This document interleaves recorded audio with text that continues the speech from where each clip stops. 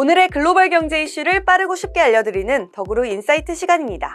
오늘은 AI 관련 덕으로에서 준비한 단독 기사로 출발합니다. 구글 플래닛 랩스가 한국 AI 기반 위성 항공 영상 분석 기업 SIA와 파트너십을 맺었습니다. 이 소식은 2023 지리공간정보 심포지엄에서 발표됐는데요. 플래닛 랩스는 이번 파트너십 체결로 SIA의 AI 기반 고해상도 물체 감지 세분화 알고리즘인 GeoAI 분석 기술을 위성 이미지에 적용한다는 계획이에요. 특히 이를 통해 위성 이미지의 해상도를 향상시켜 군사 관심 지역의 변화와 이상 징후를 사전에 감지할 수 있을 것으로 기대했습니다. 지난 2018년 설립된 SIA는 한국 위성 전문 기업 세트랙아이의 자회사로 지구 관측 데이터를 활용한 재난위기 대응 솔루션을 제공하고 있죠. 특히 SIA는 지진과 태풍 등 재난 재해가 발생하면 피해 지역의 전후 위성 영상을 AI 기술로 분석해 피해 변화를 확인할 수 있어요. 한편 인공위성 영상 분석 시장 규모는 연간 3조 원을 넘을 정도로 빠른 속도로 성장하고 있어서 굉장히 각광받고 있는데요. 전망은 어떻게 될지 조태현 기자와 함께 짚어봤습니다. 오늘은 누리호의 3차 발사를 앞두고 위성과 관련된 이야기를 하나 가져오게 됐습니다.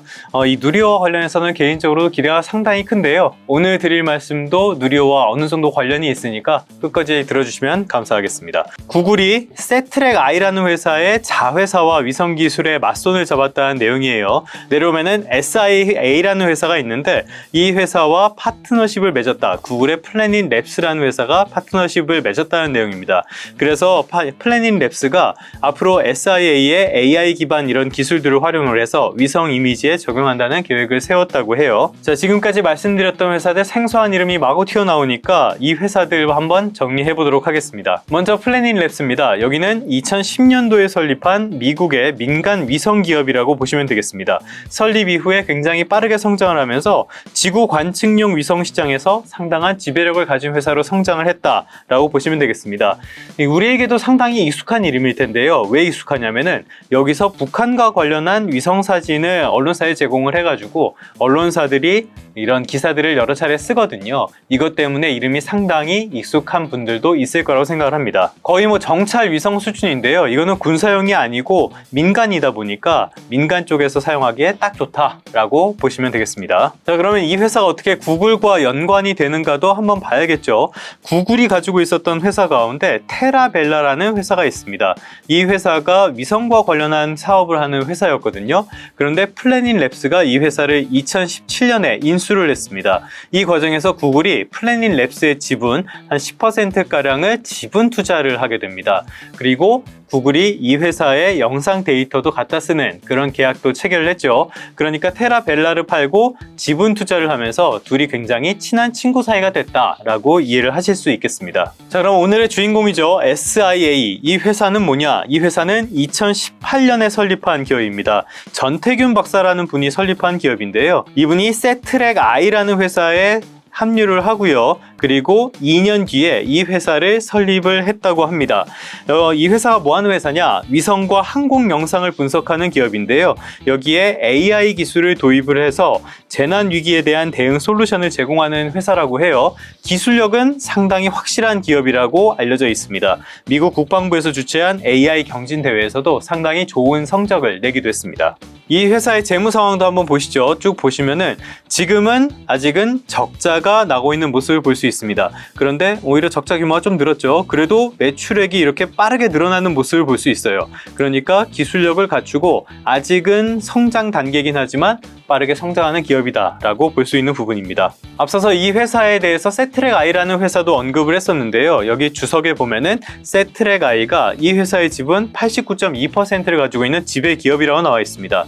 세트랙아이라고 하면은 여기서부터는 조금 익숙하신 이 분들도 많을 거라고 생각을 해요. 여기는 코스닥 상장 기업이니까요. 자, 그래서 세트랙아이로 와봤습니다. 이 회사는 어떤 회사인가? 1999년에 설립한 회사예요. 이 회사는 설립자들이 우리별 1호 기억하실지 모르겠습니다. 우리별 1호를 개발했던 카이스트 인력들이 설립한 회사거든요. 그래서 지금은 국내에서 사실상 유일한 위성 기업이다 라고 이해를 하실 수 있겠습니다. 이 회사의 재무 상황도 한번 보도록 하죠. 지난해 실적을 보면은 영업 손실이 났습니다. 이렇게 흑자 나다가 적자로 전환을 발전하는 모습을 보였죠. 그래도 큰 관심을 받는 기업이다라고 말씀을 드릴 수 있겠는데요. 이 내용은 리포트를 보면서 설명드리도록 할게요. 신한투자증권에서 나온 리포트입니다. 여기에 보면은 지난해 적자가 나온 그 원인에 대해서 나와 있어요. 우리사주조합의 무상출연 비용 처리, 그리고 자회사 부진, 방산 프로젝트 증가에 따른 초기 비용, 이런 것들로 적자를 기록했다는 설명입니다. 그러니까 일회성 비용이 상당히 컸다는 뜻이고요. 그리고 방사는 초기에 들어가는 비용들이 있으니까 이런 점들을 고려를 한다면은 매출이 굉장히 앞으로는 늘어나지 않을까, 이렇게 전망을 하고 있어요. 그래서 지난해에는 이렇게 적자가 나왔지만 앞으로는 영업이익 측면에서도 굉장히 빠르게 발전하는 모습을 보여줄 거라는 게 신한투자증권의 분석입니다. 그리고 최근에 정부나 군 쪽에서 이쪽 위성에 관련된 수주가 좀 많이 이뤄지고 있다고 해요. 그러니까 이런 우주에 관련된 투자 확대가 이 회사 입장에서는 상당한 호재가 될 가능성이 있다고 보실 수 있겠습니다. 앞서서 누리호 말씀드렸는데요. 그런데 이 회사랑 누리호가 어떻게 연결이 되냐? 여기에 보면은 주주에 관한 사항이 있죠. 세트랙 I의 최대 주주, 바로 한화 에어로스페이스입니다. 지분 20%를 가진 최대 주주라고 볼 수 있어요. 그러니까 SIA의 최대 주주가 이 세트랙 I고요. 세트랙 I의 다시 최대 주주가 한화 에어로스페이스다 하는, 이렇게 돌고 돌아서 이렇게 연결이 된다고 볼 수 있겠습니다. 한화는 방산, 그리고 우주산업, 항공산업에 굉장히 진심인 기업이라고 할 수 있죠. 그리고 세트랙 I는 위성에 대한 기술력을 갖추고 있는 그런 기업이라고 할 수 있겠습니다. 그렇기 때문에 이런 두 회사가 만났을 때 그 시너지는 상당히 있지 않을까라는 게 증권가와 산업계의 어떤 기대 섞인 전망이라고 할 수 있겠습니다. 자, 다시 누리호 얘기로 돌아가서요. 누리호는 3차 발사에 이번에 한화 에어로스페이스가 여러 부분에서 제작에 참여를 했죠. 그리고 4차 발사부터는 한화 에어로스페이스가 총괄을 하게 됩니다. 그래서 돌고 돌아서 이렇게 연결이 된다라고 말씀을 드리는 겁니다. 결론입니다. 오늘은 어쩌다 보니까 기업 설명을 주로 하게 됐는데요. 지금 이 인공위성과 관련한 영상 분석 시장은 빠르게 성장하는 추세라고 볼 수 있습니다. 지금 관련 시장이 연 한 25억 달러 수준 정도가 됩니다. 그런데 이게 7년 뒤, 그러니까 2030년 이후로는 한 50억 달러 규모 정도로 2배가량 성장할 것으로 예상을 하고 있어요. 그리고 이 군과 관련해서, 우주와 관련해서 이 시장은 앞으로도 갈수록 커질 가능성이 크다고 볼 수 있겠습니다. 오늘은 한화 에어로스페이스 그리고 세트랙 I 같은 회사들을 말씀을 드렸는데요. 국내에 있는 우주와 관련된 기업들이 이렇게 시장 상황과 맞물려서 어떻게 시장에 진입을 하고 지배력을 확대해 나가는지 면밀히 관찰하실 필요가 있겠습니다. 그러면 성공 투자하시고요. 다시 김은비 아나운서에게로 가보도록 하겠습니다. 포스코홀딩스가 수산화 리튬 공장을 건설합니다. 그런데요, 위치가 리튬 광산이 있는 호주가 아니라 전남 광양인데요. 그렇다면 과연 광양으로 정한 이유는 뭘까요? 바로 경제성입니다. 현지 시간 20일 호주 파이낸셜 리뷰에 따르면 포스코홀딩스는 이 건설 배경에 대해 한국이 호주보다 경제성이 높다고 말했는데요. 이어 서호주 퀴나나 캐머튼 프로젝트 대비 투자비는 톤당 40% 낮다며 인력 확보와 부자재 조달 등 인프라 측면에서 우월하다고 설명했어요. 포스코가 추산한 투자비를 보면요, 한국은 톤당 1만 8천 달러, 서호주는 3만 달러입니다. 아이러니하게도 포스코는 수산화 리튬 사업에 호주 필바라와 협력하고 있죠. 포스코 82%, 필바라 8%로 합작사 포스코 필바라 리튬 솔루션을 신설하고 연간 4만 3천 톤 규모의 수산화 리튬 공장을 건설 중입니다. 역시 비용이 가장 중요한 키워드였나 봅니다. 또한 포스코 HY 클린메탈의 생산시설이 위치한 배터리 소재 리사이클링 기업과의 시너지도 포스코가 광양을 택한 이유에 한몫할 듯합니다. 이번 생산기지 건설을 통해 저렴한 생산 비용의 인력 확보는 물론 배터리 광물부터 소재, 리사이클링까지 직결시켜 배터리 전체 생태계를 강화하여 세계로 나아가길 기대합니다.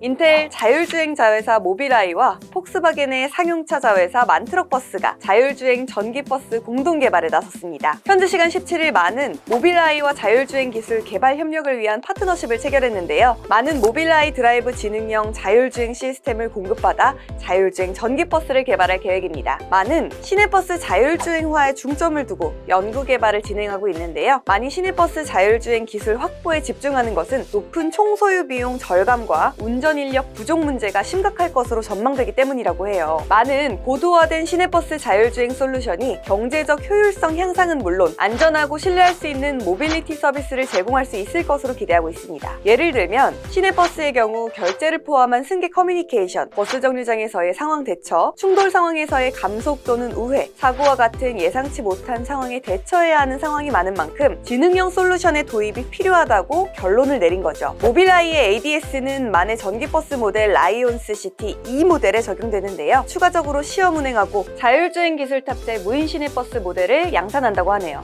배기가스 배출 없는 자동화된 미래 시내버스의 등장 정말 기대되는데요. 앞으로의 자율주행 기술의 전망을 재정통화 거시경제 전문가 이정환 한양대 금융대학 교수가 짚어봤습니다.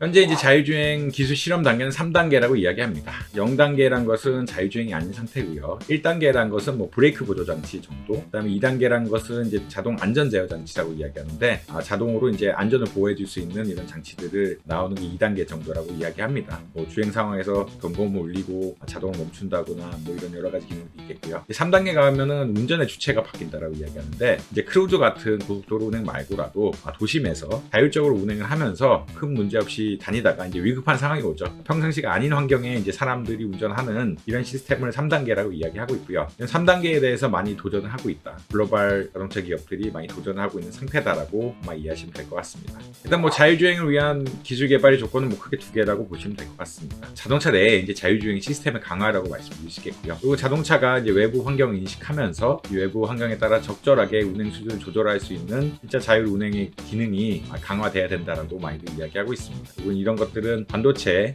그리고 AI, 그리고 센서 기술 이런 것들 발달이 다 이루어져야 된다고 생각하고 있고요. 외부 환경들을 인식을 한 걸 바탕으로 해서 AI가 분석을 하고 뭐 저장해 놨다가 운전을 반영하는 전반적인 반도체 시스템들이 구현이 돼야 자율주행이 가능할 거라 생각을 하고 있습니다. 두 번째는 이제 완전한 자율주행이 되려 그러면 결국 커넥티드 돼야 된다고 이야기하는데 커넥티드란 건 다른 건 아니고 우리의 차와 남의 차들이 서로 한 시스템 안에서 연결이 돼 있고 상호 간에 인터넷을 통해서 자동차 내부와 외부와 연결이 되면서 외부에서 일정 부분 관리를 할 수 있는 내 차만 안전하게 자율주행해서 될 건 아니고 다른 차도 자율주행을 완벽하게 할 때 되는 거기 때문에 흔히 말 IoT 기술과 커넥티드가 되면서 아무래도 차량이 외부 상황을 인식하는 게 한계가 있기 때문에 전반적인 상황, 길에 대한 경로 뭐 이런 것, 길 전체를 이해하고 목적지까지 가는 것들을 전반적으로 다루는 이런 기술이 필요하다라고 보시면 될 것 같고 그것은 뭐 커넥티드 기술이라고 얘기하는 것 같습니다. 자율주행이 발전하게 되면은 자율주행 관련 반도체 기술들이 반드시 필요한 것이고 일단 소프트웨어 개발이 이루어질 것이다라고 많이 생각하고 있습니다. 외부 환경을 자동차에 뭐 구내라고 있으면 반도체들이 인식을 해서 명령을 내려주고 하는 거기 때문에 이런 부분의 발전이 이루어져야 될 것이라고 생각을 하고 있고요. 이것은 결국 소프트웨어의 발전, 하드웨어의 발전과 같이 가야 될 것이다라고 생각을 하고 있습니다. 두 번째는 이제 센서 같은 장비의 발전과 이루어지게 되지 않을까 생각하는데 자율주행하려고 그러면 외부를 잘 인식을 해야 되고 외부를 잘 인식할 수 있는 센서 기술들 바탕이 돼야 자율주행이 보다 잘 이루어질 수 있다라고 아마 생각할 수 있겠습니다. 이제 조금 더 나아가면은 운송산업 전반에 영향이 있는데 자율주행차가 어디서 발전할 것이냐라고 이야기하면은 상용차라고 거의들 답하고 있습니다. 왜냐하면 개인들은 뭐 자동차 타고 가는 게 특별히 비용이 아닌데 거기 목적이 있어서 가는 거니까요. 근데 운송업체 입장에서는 자동차에 누굴 태워서 가는 게 다 비용이고 인건비뿐만 아니라 이제 보험비 같은 여러 가지 사고 관련해서 추가적인 비용이 많이 들거든요. 이거를 완벽하게 자율화할 수 있다. 쿠팡도 요새는 이제 배송을 자율화한다라고 이야기하는데 이런 것도 완벽하게 자율화할 수 있다라 그러면 기업이 내야 되는 인건비 감소, 보험료 감소 충분히 반영이 될 수가 있기 때문에 서비스를 기반으로 하는 운송업체가 늘어나지 않을까 이야기를 하고 있습니다. 그리고 상용차 업체들이 자율주행을 기반으로 서비스를 제공하는 것들이 이제 개인이 자율주행을 하는 것보다는 훨씬 빠를 것이다 많이 예측을 하고 있고요. 더 나아가서는 이제 자율주행차 관리 산업, 사람들이 자율주행이 되면은 뭐 차를 과연 소유해야 되느냐 이런 것에 대한 근본적인 의문까지 든다라고 이야기하는데 근데 자율주행 택시가 와서 연결시켜주는 이런 기능들이 강화된다 그러면 개인차가 필요 없지 않을까라는 그런 논의도 많고요. 자율주행차 전반을 관리할 수 있는 어떤 서비스업까지 발전하지 않을까 이렇게 예측하고 있습니다.